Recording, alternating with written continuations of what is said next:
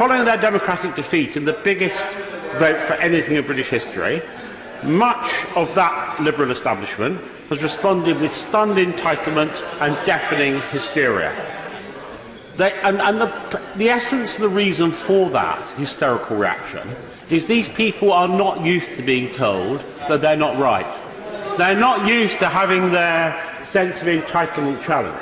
Because that sense of entitlement is not just about a material thing, an advantage in terms of place and progress. It's also the self-serving entitlement that prohibits views other than their own.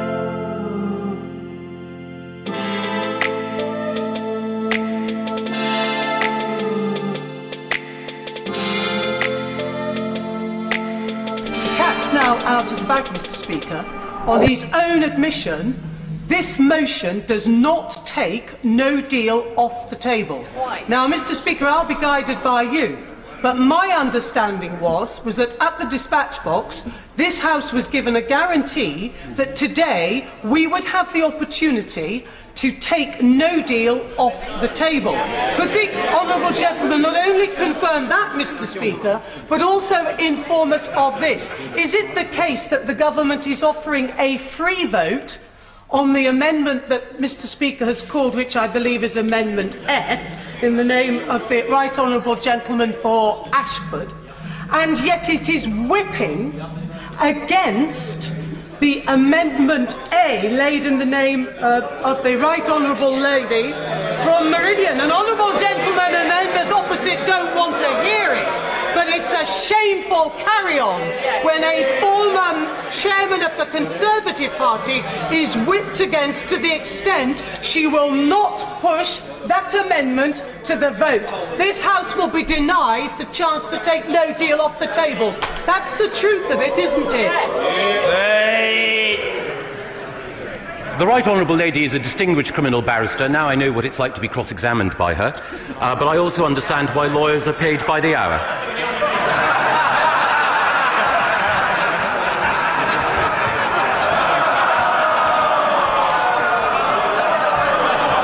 It is still a matter of law that we're leaving on the 29th. It is a matter of law, but as a matter of practice. As a matter of practice, unless the law is changed, we're leaving on the 29th of March.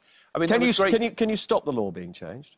There are some things we could do to prevent the law going through in the time that is available, yes. Remain, and a lot of my counterparts and peers who voted Remain are all very much about leaving right now, because we've seen the way that the EU has treated us.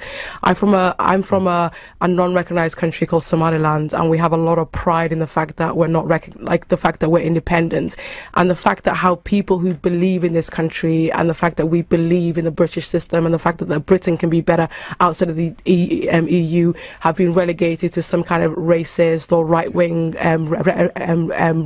rhetoric has been quite surprising to me. So I can be proud of my country, I can be proud of the place that I was born, I can be proud of being African, but ultimately to have the same pride as a British person has been seen as a far-right kind of view. I think I'm happy, weirdly enough, I'm happy with a no-deal Brexit, and I think the whole thing is that come March the 29th, I think we should just leave, and that's... And I say this is from someone who voted Remain. Somebody who voted Remain, and somebody who cried for 2.5 months about the fact that we voted Leave. I was really, really upset, because I assumed as a Remainer that a lot of the people that were voting Leave were all racist and hated people like me and were very little Britain, all these things. I remember I'm from that ilk that we all lived in North London, and I remember driving to Glastonbury. A lot of us drove to Glastonbury, so there was the Leave side and the Remain side, and we all agreed that we were going to meet in Glastonbury and see whatever happened. What could possibly go wrong? Exactly. So we were like, so we were all going to be, we were all going to come together in Glastonbury and just accept a vote as it was. And I remember leaving London and thinking, who's actually going to vote Leave? Who are these people who are voting Leave? And I remember driving into Gloucester and seeing these massive Leave signs and say, who are these people? And I hadn't crossed over until the actual results happened. And the last 2.5 years I've spent actually meeting a lot of young people who vote to Leave and who believe in this country, who, just like my country people in Somaliland, actually believe in their own country. So I'm actually happy with a no-deal Brexit. Speaker, above all else, Brexit is about reclaiming power from the globalist elite. We owe a great debt to the 17.4 million people who voted for Brexit.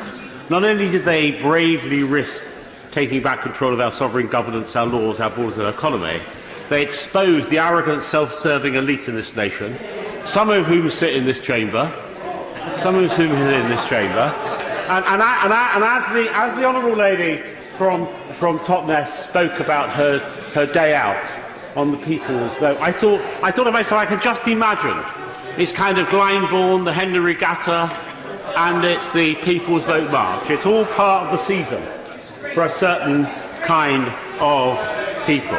Work out exactly what MPs have voted against so far. They voted against Theresa May's deal. They voted against a customs union, EEA remaining, no deal. They voted against the second referendum. They voted against the Malthouse compromise. They probably vote against the Bourne ultimatum if that ever came up as well.